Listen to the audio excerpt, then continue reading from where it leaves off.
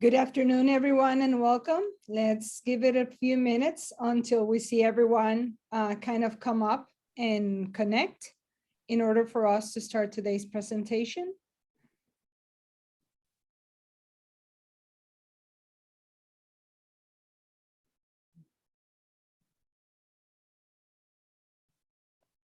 All right. All right, good afternoon, everyone. My name is Barbara Cotto. I am Program Director of Operations for Startup FIU. With me today presenting is Mirtha Roy. Mirtha Roy has an extensive background on government contracting and assisting other businesses on how to move forward with certifications, along with many other areas of government contracting. Today, she joins us with the Florida SBDC at FIU. Just a few maintenance points. We do have a Q&A area at the bottom of the session where you can actually type your questions, comments, and also you can put some comments in the chat as well. And we will make sure that we respond to any comments or questions that come along the way. Mirtha, next slide. So first of all, we would like to give you an introduction as to what is a community navigator. As I mentioned earlier, I represent Startup FIU. Mirtha represents the Florida SBDC at FIU. And as many of you have heard, last year, end of last year, there was a pilot program that was announced by the SBA called SBA Community Navigators. The Community Navigator basically is established by the American Rescue Program back in 2021, which is basically using funds to help economic recovery for small and minority-owned businesses within our regions. The program is really compromised to provide assistance to those small businesses to recover and find resilience. And among that group, there are multiple navigators across the nation. Here in South Florida, our hub is the Florida SBDC at FIU with 7 other partners that compose that offering of services. Next slide, please. So what is our goal? Our goal is to improve the long-term economic recovery and resilience among the small businesses. We are focused very on point in particular to business owned by veterans, women, as well as socially and economically disadvantaged individuals. What are our activities? We provide technical assistance, we provide training, outreach, and sharing information and resources along with consulting. Currently, under the Navigator, our group secured a 2-year grant from the SBA. So this is powered by the SBA. 2.5 million grant helped created the Navigator in Miami-Dade County for Miami-Dade County businesses. But nowadays, we receive the amazing news that is not limited to Miami-Dade County, it's to everyone across South Florida. Our focus is to create a very strong local community navigator that if you're interested, you can become part of it or receive services from. You could be a partner or you can receive the services. The Navigator partners are specifically targeting minority-owned businesses, women-owned businesses, veteran-owned businesses, and LGBTQ-owned businesses. So who are our spokes or partners? Today, we have Ascendus, we have the Miami-Dade Chamber of Commerce, branches, Prospera, EDC, Startup FIU Procurement, and Florida's SBDC. Next. And with that brief introduction, I leave you with our amazing Mirtha Roy for a great session on how to leverage small minority certifications to obtain government contracts. Thank you so much, Barbara. Thank you for Startup FIU and FIU SBDC and the Navigator program for giving me this opportunity to meet with you guys today. So these are a few main points that we're gonna cover this afternoon. The first one is gonna be understanding the 4 levels of government.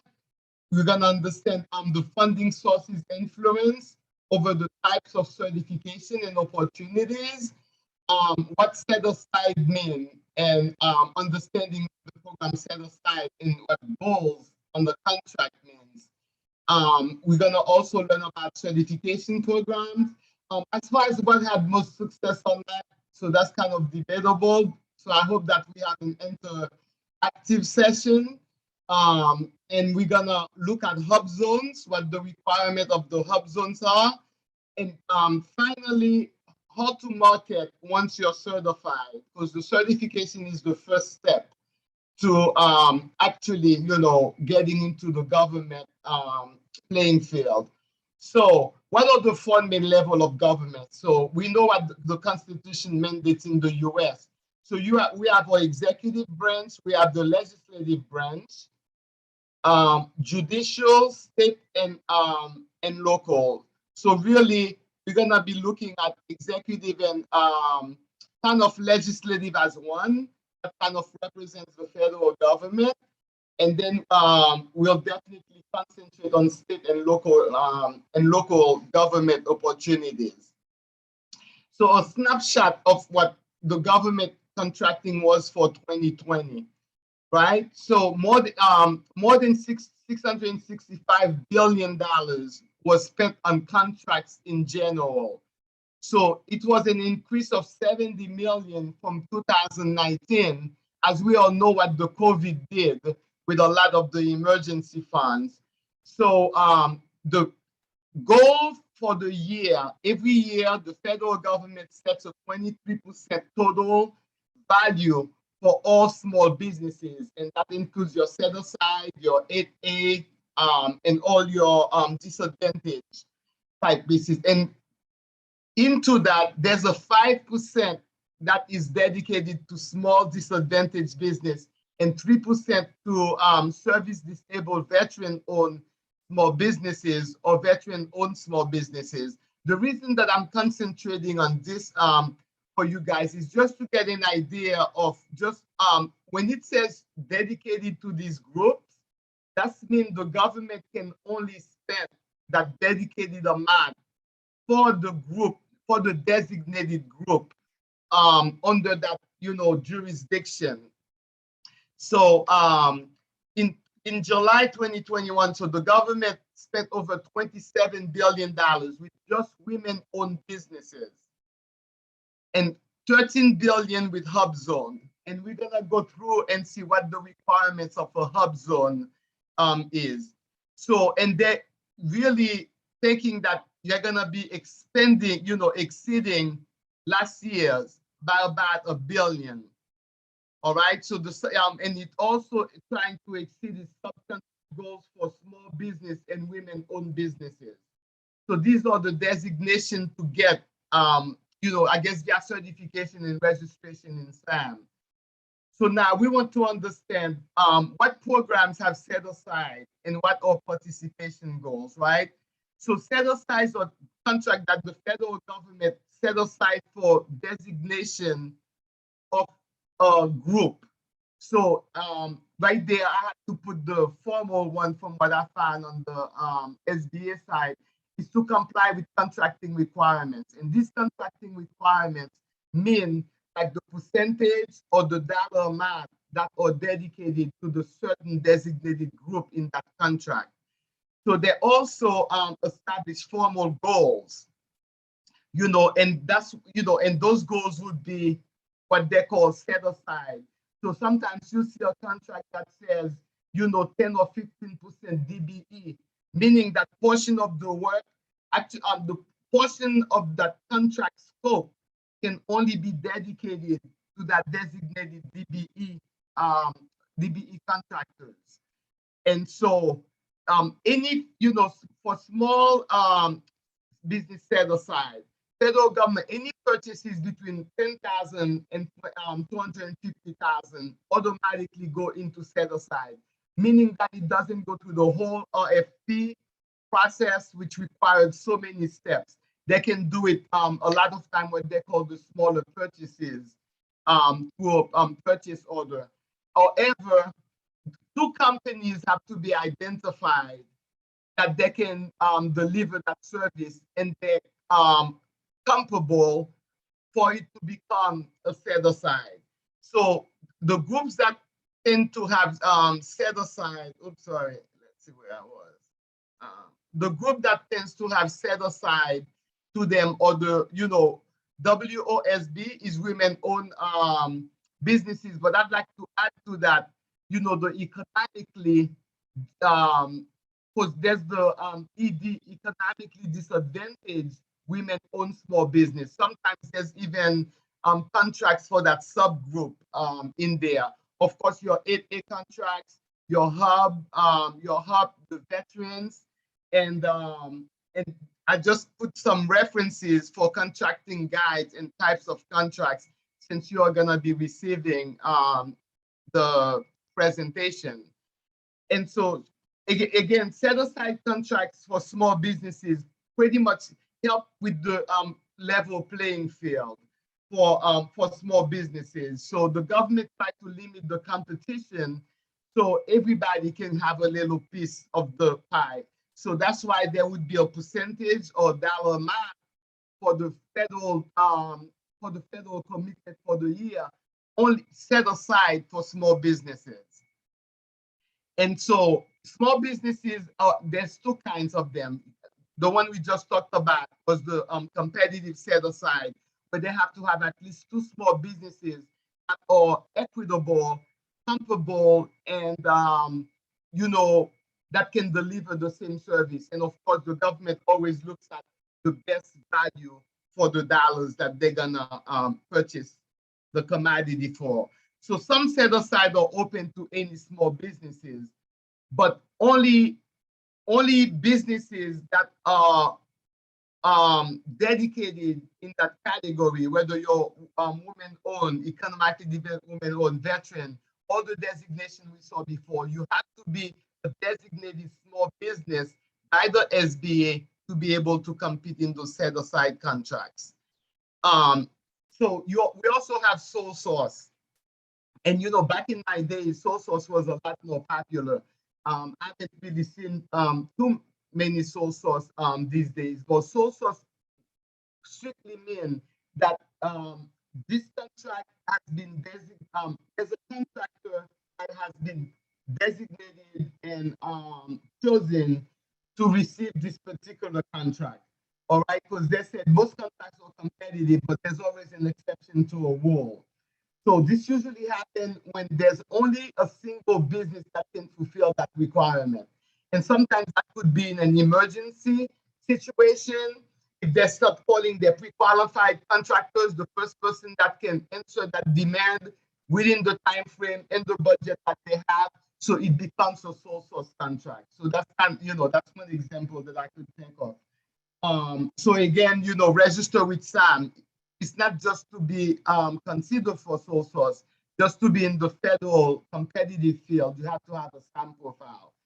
So these are just information that you guys can read later on, because I don't want us, I have so much to cover. Now, the last thing is that set aside for government contracting program.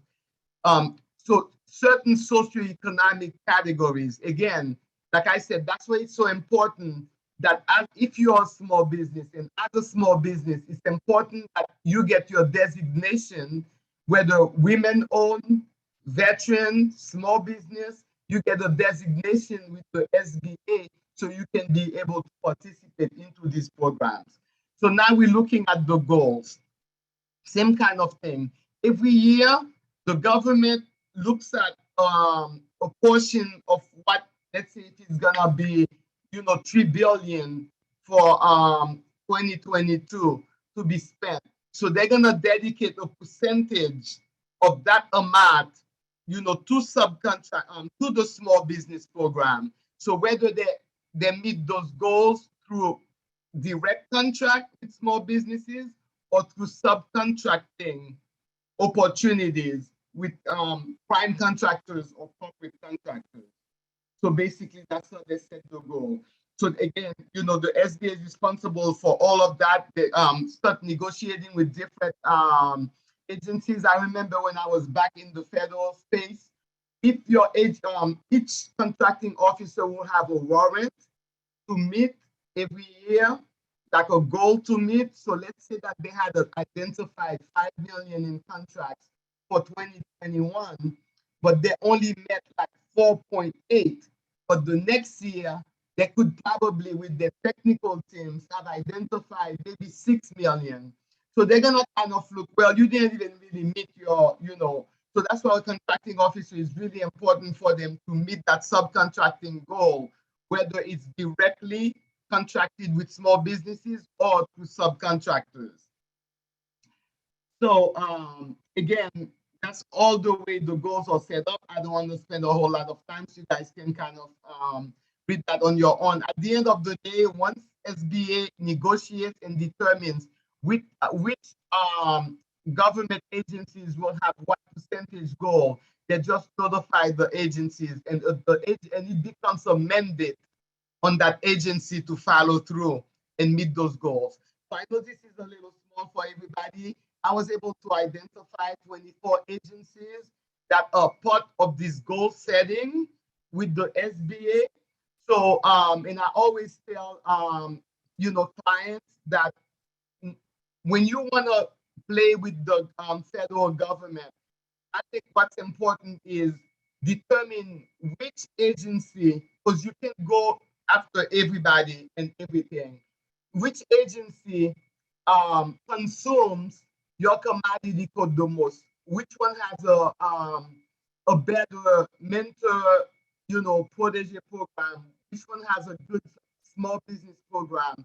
And these are the agencies you want to start identifying and concentrate. You know, you can't go on for all 24 agencies because you'll kind of go crazy, because part of, you know, it's building the relationship and, you know, getting to know your buyers for you to eventually get contracts. So now we're gonna learn about certification programs and the most success and why. Well, you know, I think each certification program has its own success base, depending on how you, the contractor, or the certifier, you know, decide to work that certification, you know, and we can kind of go into that or ask questions, please, in the chat or in the Q&A. So I always tell people, we're gonna spend a little time on this, right? So the first thing a business owner has to do, you know, or you have to be honest with yourself. Are you really ready to do business with the government? Because, you know, sometimes you would have incorporated last year, you know, 2021, and you already want to get on the 8A program, you want to get on this and that. And I'm not discouraging not to move forward with certification, but I always encourage, start with the lower hanging fruits, because as you get to the federal space for certification, there are certain requirements that you have to bring to the table. And one of it is past experience. And as a brand new company, you know, financials, for example. So, you know, but that's a whole other class that Barbara will have to invite me to. I know, Mirtha, that's well said, because aside from the fact that we start with the low-hanging fruit, we need to be self-conscious about the economic demands of going into government contracting. That's right. And if you recently incorporated yourself, if you recently started doing business and you're yet trying to get there to the point where you have your working capital, or just making sure that you get to break even, you have to consider it twice before you finally pursue a government contract. You got this. And because not every bid, not every government contract is the right contract, you know, and that's a hard decision for them to make. Thank you so much, Barbara, for clarifying that. So as we said, before getting your certification, I tell people, get a plan. Usually, you'll have a business plan for the business as a whole, which is the moving document. Within that business plan, So identify, really the state of Florida is the lowest hanging fruit, believe it or not, even easier than the local, than Miami-Dade County, to be able to get certification from. So you start with that and start understanding the level of really intrusion for a new business owner. That's what I call it.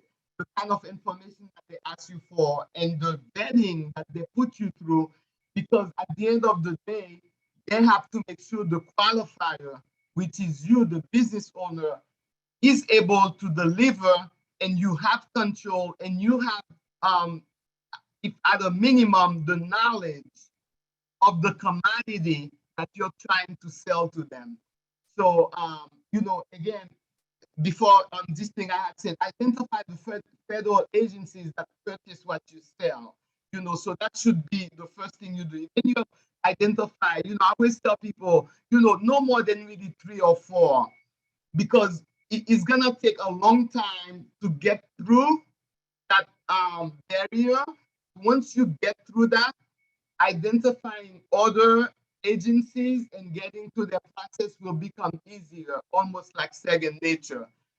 For example, when I talked about past performance, can you provide example of similar work that your firm has completed that generated revenue?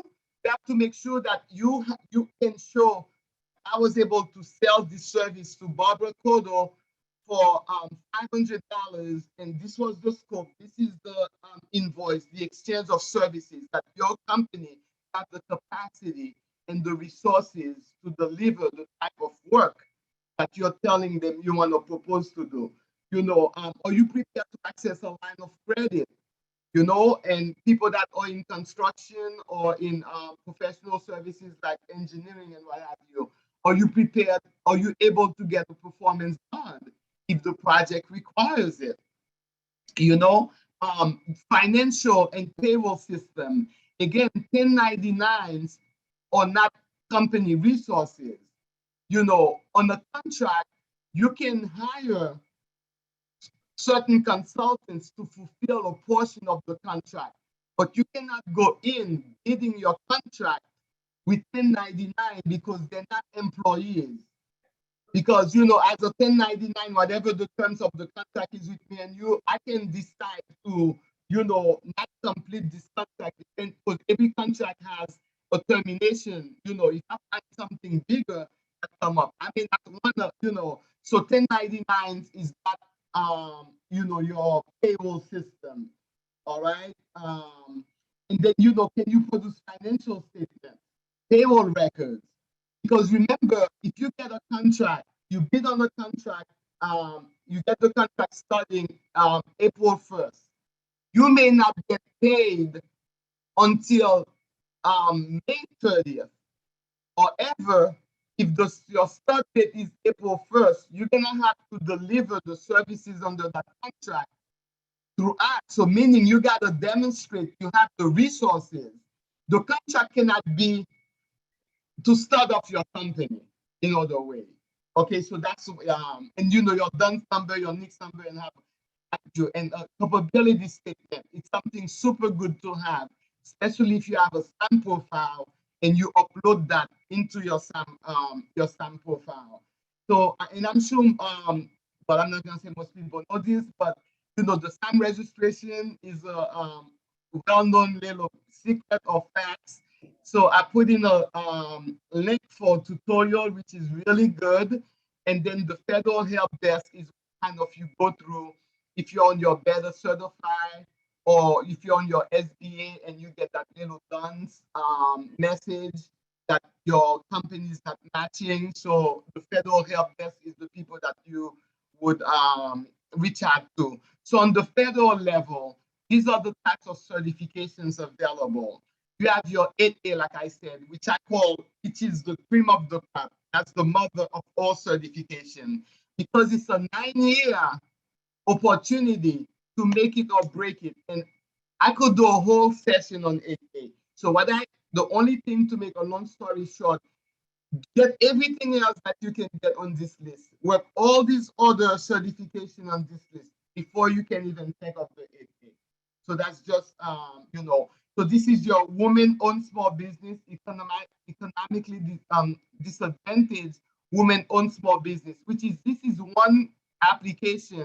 However, when you check in a box within that same application for this, it opens up where you have to show that financially you're disadvantaged. So that's the part here. So this is your disadvantaged veteran-owned small business and your veteran-owned small business, and of course your hub zone.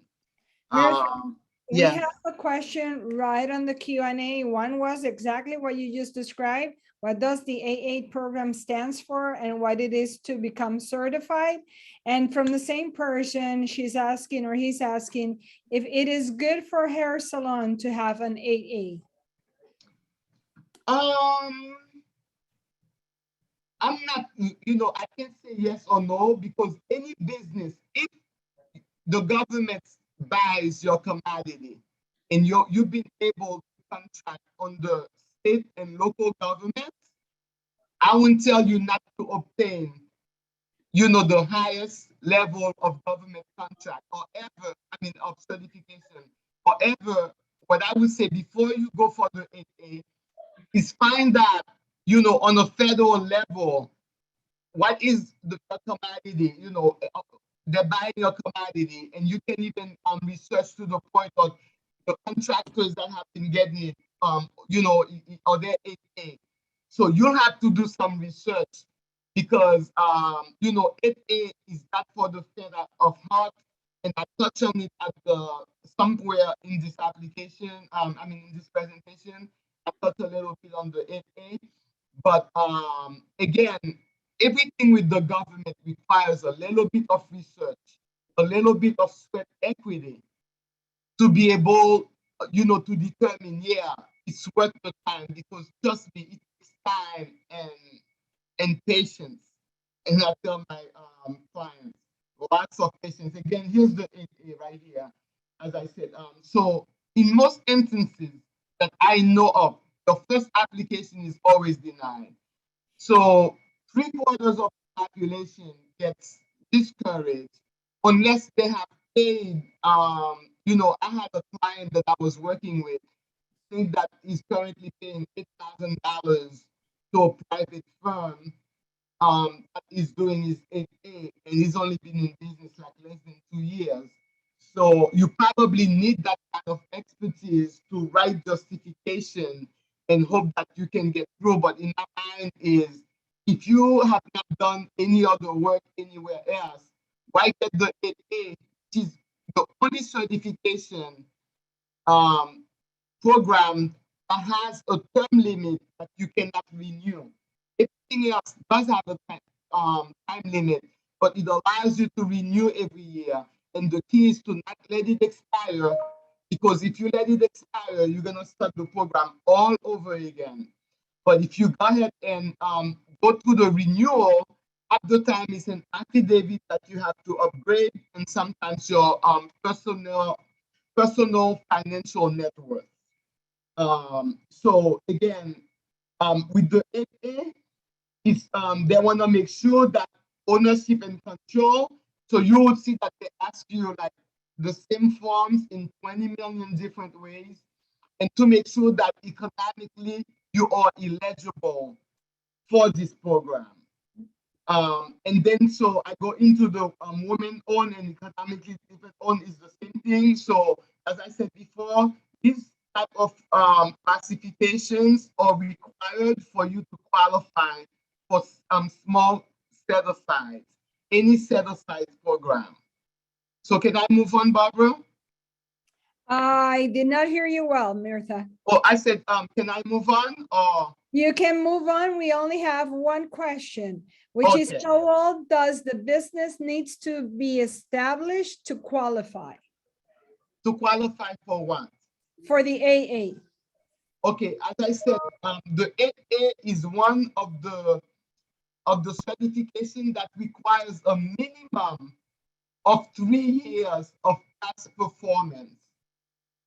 And past performance usually means what your company has delivered, exchange of services, similar services Two, preferably other government entities or corporate, or government contractors or corporate, right? In the form of subcontracting. Now, I've heard through the grapevine, and again, like I said, it's all well that when you're preparing your 8A, you gotta find a great writer or a great editor, because when you write the justification and have somebody really, put it into, I always call it like a plea almost, because there's certain things that you have to justify in words. So I have heard that you can bring maybe 1 year of personal experience, depending on what the trade is. So let's say if your company is only 3 years old, so it takes at least 1 year to get up and moving. So by some, miracle, on year 2, you were able to secure, whether it was small purchases, whether it was subcontractors, whatever it was, exchanges of services with another entity, and you can prove that. So you're ready to go for the 8A certification. And also, I'm saying, besides the so that's past performance. They also ask for 3 references, and these references are usually the contracting officers or the program managers of that job that you're showing the reference for. I hope I answered that. There is one more question, which is the person is asking if their office has to be located on an AA zone. No, there's no zone for 8A. There's only hub zones. I think that answers all of our questions. I believe we can continue. Okay, so now, of course, the VA, it's one of the best rated programs, and we thank everybody that has served. We know the sacrifices they made. So the 8A, the VA, once you get your vetting letter, there's like small, what they call unawarded solicitations under the Defense Logistic Agency website, which is DLA.gov. They have certain opportunities open just for vets. Because I'm working with like maybe 2 or 3 veterans, and I know that 2 of the 3 have already put in small purchases, and 2 of them have exchanged, selling a small parts to the government, through that program. So now a HUBZone, basically, these are just links for the HUBZone, and I believe that I have a little more information on HUBZone, but which I should have put in right there. But anyway, basically, what the HUBZone requires, there's a map right there. All you do is click on the map and you put your address. So that would determine whether your business is located in the HUBZone. So once that happens, you are qualified for the HUBZone designation. Another way that you qualify for HUBZone designation is if there's a project in the HUBZone area that you apply for and you commit to hire 35 or more % of the staff from that area, you automatically put the HUBZone designation just for that project. Okay, so I'm gonna go back. The HUBZone designation can be gotten if your physical address is on one of these on the map when you check it and you're the HUBZone. Boom, HUBZone designation, no problem. Meaning you can bid for any contract, whether in the HUBZone area or outside of the HUBZone area, as long as it has HUBZone designation, you're gonna be moving up on the list. Or if there's a project in the HUBZone area, but your office is located outside of that, and you bid on that project And part of your bid or part of your personnel that you're proposing, the human resources, more than I believe it's 35%, more than 35% of your workforce is being generated in that HUBZone area, you will get HUBZone designation for that contract. So, so that's what HUBZone is. Now, I think that certification is my Florida marketplace, because that's the one with the state of Florida, and with my clients that have giving, you know, that call, I like perfect. So I like to take the time and do it like the first time, you know, and they've been turning around in about 4 to 6 weeks, where they have actually received their certification. So I have a link in here that would just kind of give you the course that are either over, when you register, you can ask for codes that are over or under. I would do both, because the under sometimes it's just small purchases. Sometimes they're like you know, emergency type purchases. So the certification that the state of Florida gives you is an MBE. It stands for Minority Business Enterprise. So you know, if you're a woman, it will say woman in front of it, but if you're male on business, it just says Minority Business Enterprise. Again, like I said, that's the easiest application to have. And then we move into our local certification, which is you know, since I was really concentrating on Miami-Dade firms, but also, you know, people in Broward is basically, you know, of the same, but instead of us here call it SBE, which is Small Business Enterprise, Broward call it CBE, which is Community Business Enterprise. So, you know, the only course certification you can do if you're a Miami-Dade located business is through the school board. You can, once you obtain your certification with Miami-Dade School Board, you can get it with all the school boards in the state of Florida. And so Miami-Dade County, the first thing is register as a vendor. I believe for the state of Florida also, for certification, you have to first register as a vendor. And then these are the available certifications from Miami-Dade County. You have your DBE, which is your Disadvantaged Business Enterprise. So ACDBE is the Airport Concession Disadvantaged Business Enterprise. You have your SBE, Small Business Enterprise, and LBD, which is the Local Business Development. And the difference between the SBE and the LBD, in Miami-Dade County, I was surprised that a lot of businesses never obtain their local business tax receipt. So the local business tax receipt has nothing to do with taxes. It's literally, you know, when you go to different offices, you see something that says LBTR.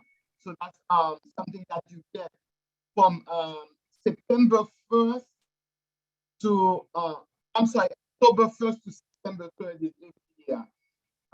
So, but they will even, you know, have to remember to renew it, because what happens if there's a lapse, it gives you a brand new date.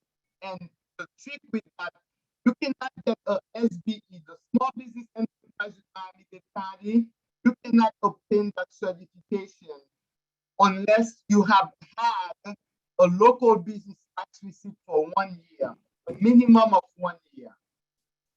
And so a lot of people don't know that. So they would give you would be the LBD, which is the local business development. To me, I haven't really seen so many, you know, benefits for this designation. Or you can get up here, you can get the MBE with the state of Florida, because you could have had a local business tax receipt for 1 day. State of Florida don't care as long as you attach it. But with the county, you have to have it at least for 1 year to get your SBE. So, oh, again, actually, I had a little something on HUBZone. So, the HUBZone, like I said again, who's eligible for your HUBZone? So, you have to be a small business. which, SBA has very clear designation what a small business is. So once you fit the certification on your SAM profile, you'll be designated as a small business. You have to, at least 51% have to be owned by a US citizen, and CDC, so we don't have much of corporate here, and what have you. And then again, like I said, the principal office where most of your employees work is located in the HUBZone. Or at least 35% of the employees reside in HUBZone. And trust me, there's a whole lot of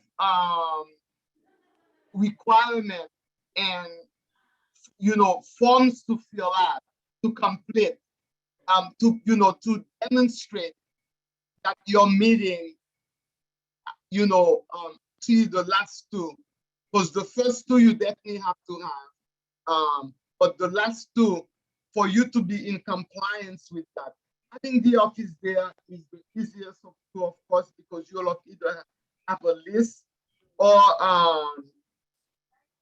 like proof that the physical office where it's located. But with the employees, it's a lot for the compliance. It's a lot of paperwork, especially when you get on that contract. Let's see what's the next thing. All right, so how to market your certified firm to the government and government contractors, right? So, of course, federal agencies and corporations, I mean, they love doing business with minority-owned businesses because a lot of them, they have, this mentality, of doing good while doing well, and that's why I encourage all business owners, if the commodity that you offer, if Disney uses it, if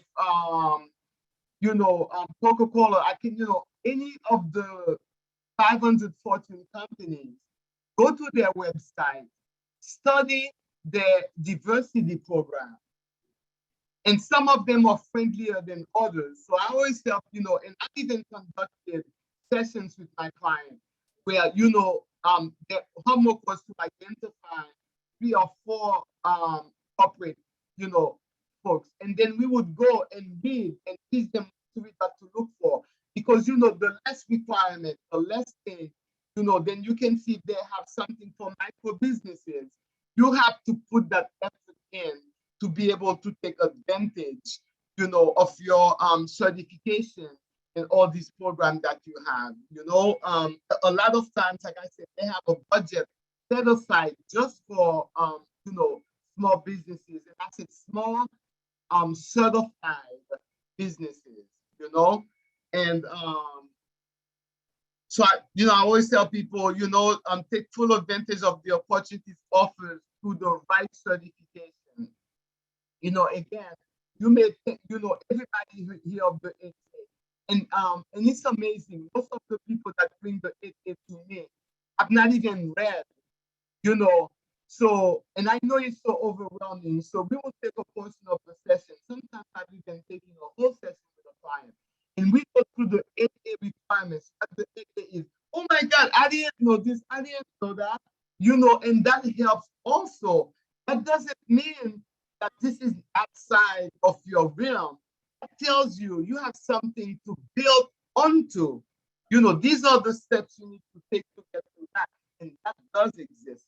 I'm not shutting it down for you, but right now may not be the proper time if you only incorporated, a year ago, 2 years ago, and what have you. So, and I like to tell people, like, small business certification, right? They're like your professional certification. So they kind of document, and give you that, all your skills and what have you.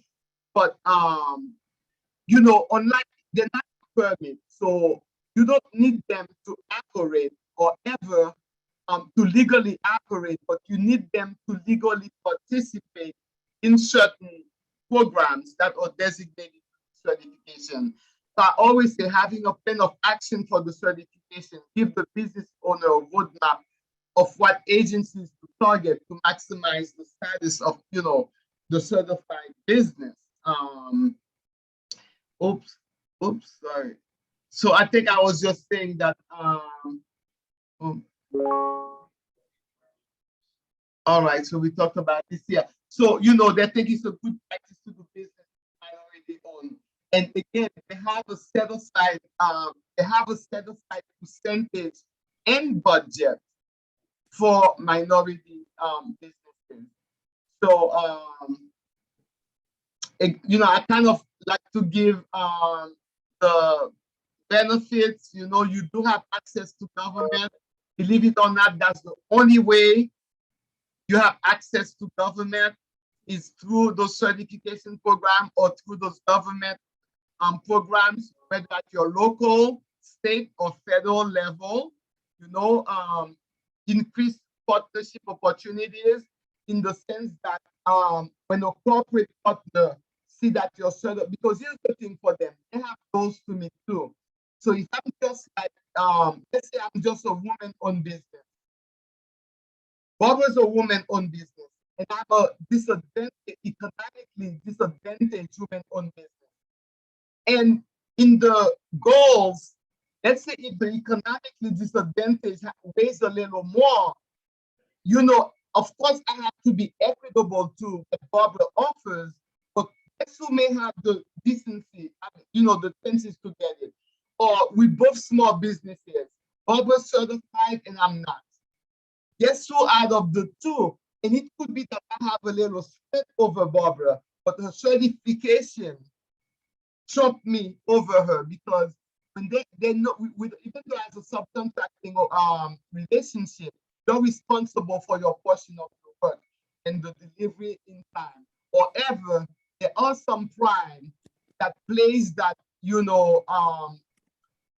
don't want to call it mentor protege, but they protect their subs. When their subs is weak in something and you have the kind of relationship with your prime, they have the opportunity and the resources to, give you the tools or to help alleviate, that hardship for you, because it's in their best interest for you to, deliver to the top and give the best product that you can give. So, you have training workshops and all of that, and of course, networking opportunities, like I guess what we're having now. So we are now officially open for questions.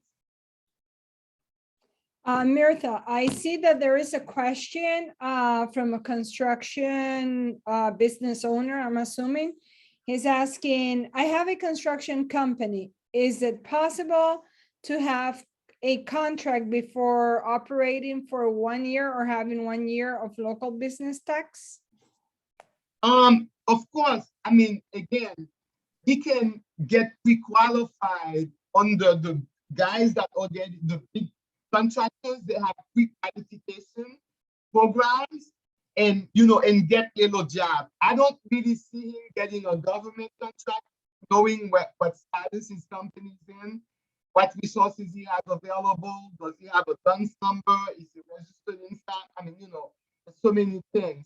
But however, no, you can start, looking at, because I tell people, make your competitors be your collaborators, in the sense that you're so small compared to them that you can reach out to get a little portion of the work. And so that's how you're gonna start being known. So you're gonna learn to deliver services under your craft. I hope that helps. That I believe answers that question. We have a few comments that I believe you and I can bring insight to. One is from Luz. She's asking if there is an office to provide assistance for certifications or private companies that help with the process of certification through the navigators. Obviously, Mirtha is a resource and he provides assistance for those that are interested on getting their certification with different entities. But also we have to highlight that different entities have their office for certification, and they are responsible as well to guide you at least into the beginning of the application, not as in-depth as you will do with the consultant directly. But many of the services, if you qualified, are free of charge. Correct. And you can put the link, Jose, maybe for the Navigator. If anybody's interested, please sign up and get certification and for myself really like almost a social worker for businesses that want to um, penetrate the government playing field because yeah, it's a lot and the um, investment return is incredible, but I think the comprehension of the system, the comprehension of the regulations, and having understanding what you want to get out of this, because everybody wants a government contract. I tell people them not. But people think, there's a grant to start business. I said, there were grants to just start businesses like that. Everybody will start a business, and there are resources like us that, by law, we cannot accept any payment from you. But, and I'm just one of us numerous consultants, offers kind of technical services of the FIU SBDC and also the Navigator program. We have FIU startup. Oh my God, but we don't have to help you guys. Very good, Mirtha. Thank you. There is one more comment, which is from Jilla. It is that for her, obtaining the certifications have been the easy part. The finding projects with set aside are the hard part. I guess that you and I can also provide insight on this one. Obviously, depending on your branch of business, I always encourage our businesses, those that we support in the community itself. Yes, you can focus on those that have set asides, but you have to look at both the entire pie and those that are set aside. Also, how often contracts are granted in the field of business or services that you are at, whether it's more common for you to have partnerships or subcontracts or to have direct contracts. Your size, it depending as to what you do for business, your liability and other parts of your profile will make the difference also as to how you qualify for those opportunities. Mirtha. Yeah, I mean, you touched it on all. Is that Jella, the architect? I did not hear you well. Is that Jella Montenegro? She's an architect? It says, let's see, Jilla Montenegro. Okay, now both Adrian and I had the opportunity to work with Jella. Now the thing is, Jella's from another state where things were so streamlined because she's an architect, professional architect, a one-woman show. The things were so streamlined that the system made sense for her. And and again, the key, with her, and I think she did the qualification with Miami-Dade County, is to look even with the big architectural company. It's gonna I tell everybody, when you see a job already in those streets, due date, the probability of you getting a piece of that time every day the due date is due gets smaller and smaller. However, upcoming opportunities, when that's when the buyers and everybody can talk to you freely because that has not been advertised. Because Florida, under the sunshine state law, once a job is advertised, nobody can really discuss it.